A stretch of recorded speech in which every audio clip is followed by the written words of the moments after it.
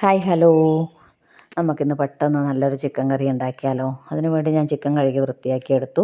ഉപ്പും മഞ്ഞൾപ്പൊടിയും മുളക് പൊടിയിട്ട് നല്ലപോലെ കൈവച്ച് കുഴച്ച് അതൊന്ന് മാറ്റി വെച്ചു.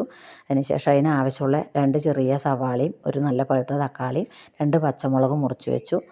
ഒരു പാത്രം അടുപ്പത്ത് വെച്ച് അതിൽ എണ്ണ ഒഴിച്ച് ചൂടാകുമ്പം കറിവേപ്പിലയും ഇഞ്ചി വെളുത്തുള്ളി ചതച്ചതും കൂടി ഇട്ട് നല്ലപോലെ ഒന്ന് ഇളക്കി ഇഞ്ചിൻ്റെയും വെളുത്തുള്ളിൻ്റെയും പച്ചമണം മാറിയും തോന്നുമ്പോൾ അതിൻ്റെ അകത്ത് മുറിച്ച് വെച്ച സവാളയും കൂടെ ചേർത്തു. സവാളയും പച്ചമുളകും കൂടെ ചേർത്ത് നല്ലപോലെ കുറച്ചും കൂടി ഒന്ന് ഇളക്കി.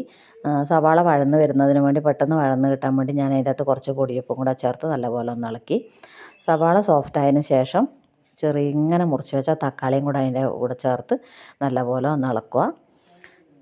സവാളയും തക്കാളിയും നല്ലപോലെ വഴന്ന് വരുന്നവരെ ഒന്ന് നല്ലപോലെ ഇളക്കി നല്ല സോഫ്റ്റായി ഇതിലെല്ലാം വെന്തു എന്ന് തോന്നിയിട്ടാകുമ്പം തക്കാളി അതിലിടക്ക് വേവാത്ത തക്കാളി ഉണ്ടെങ്കിൽ നല്ലോണം ഒന്നിങ്ങനെ ഉടച്ചുടച്ച് കൊടുത്തു കയ്യിലിനെ കൊണ്ട്.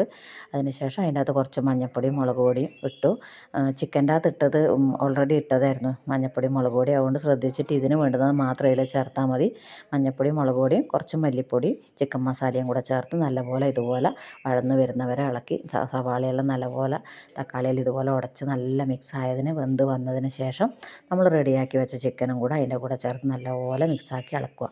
ചിക്കനും ഓൾറെഡി ഉള്ള മസാലയും ഉള്ളിയും തക്കാളിയും എല്ലാം കൂടെ ഒന്ന് ഇളക്കി യോജിപ്പിച്ച ശേഷം ഒരു 2 മിനിറ്റ് ഒന്ന് അടച്ചു വെക്കുക. നല്ലപോലെ ഒന്ന് ചിക്കൻ്റെ അകത്തുനിന്ന് ഇങ്ങനെ ഒരു തിളച്ച് ചൂടായി നല്ല ചിക്കൻ വരുമ്പോൾ, ഞാൻ ഫ്രിഡ്ജിൽ വെച്ച ചിക്കൻ ആയതുകൊണ്ടാണ് ഇതിൽ വെള്ളമില്ലാത്തത്. നിങ്ങളിപ്പം തന്നെ ഉണ്ടാക്കുന്നതാണെങ്കിൽ ചിക്കൻ്റെ അകത്തുനിന്ന് ആ സമയം കൊണ്ട് വെള്ളം ഇറങ്ങി വരും. അപ്പോൾ ചിക്കൻ്റെ അകത്തുനിന്ന് വന്ന വെള്ളം കഴിഞ്ഞിട്ട് നമുക്ക് എത്രയാണോ ഗ്രേവി വേണ്ടതെന്ന് വെച്ചാൽ അതിനനുസരിച്ചുള്ള വെള്ളം മാത്രമേ നമുക്ക് ചേർക്കാൻ പാടുള്ളൂ. എനിക്ക് ഓൾറെഡി ഗ്രേവിയുള്ള കറി വേണ്ടതുകൊണ്ട് ഞാനത് വേവേണ്ട ആവശ്യത്തിന് വെള്ളം ഒഴിച്ച് അതിൻ്റെ അകത്ത് ആ മസാലയ്ക്ക് വേണ്ടുന്ന ഗ്രേവിക്ക് വേണ്ടുന്ന കുറച്ച് കുരുമുളക് പൊടിയും മഞ്ഞൾപ്പൊടിയും ചിക്കൻ മസാലപ്പൊടിയും മുളക് പൊടിയും എല്ലാം കൂടെ ഒന്നും കൂടെ ചേർത്ത് ആവശ്യത്തിന് ഉപ്പ് വരുമെല്ലാം നോക്കി ചിക്കൻ ഇടയ്ക്കിടയ്ക്കൊന്ന് തുറന്ന് വെച്ചു അടച്ചു വെച്ചും വേവിച്ചെടുത്ത ശേഷം അതിൻ്റെ അകത്ത് ഒരു ചെറിയ കുഞ്ഞുള്ളിയും കറിവേപ്പിലയും കൂടെ ഒരു എണ്ണേൻ്റെ അകത്ത് ചൂടാക്കി നല്ലപോലെ മൂപ്പിച്ച് കറീൻ്റെ അകത്തേക്ക് ഒഴിച്ചു. നമ്മൾ ആദ്യം കുറച്ച് വെളിച്ചെണ്ണയിൽ ചിക്കൻ വഴറ്റിയിട്ടുണ്ടെങ്കിലും കൂടെ ഇതുപോലെ ഒന്ന് കറി റെഡിയായിട്ട് വറുത്തിട്ട് ആ കറിക്ക് ഒരു പ്രത്യേക ടേസ്റ്റാണ്. നല്ലൊരു നാടൻ ടേസ്റ്റ് കിട്ടും ഇതുപോലെ ഒന്ന് ഉള്ളി മൂപ്പിച്ചിട്ടാൽ. അപ്പോൾ ഇങ്ങനെ നമ്മളെ ഗ്രേവിയുള്ള ചിക്കൻ കറി റെഡിയായി.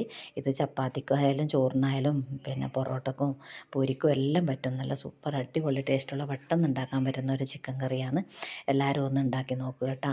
നിങ്ങൾക്ക് ആവശ്യത്തിനുള്ള ഗ്രേവി ആക്കിയിട്ട് ഇതുപോലെ കറി റെഡിയാക്കിയിട്ട് വാങ്ങുക. ഓക്കേ.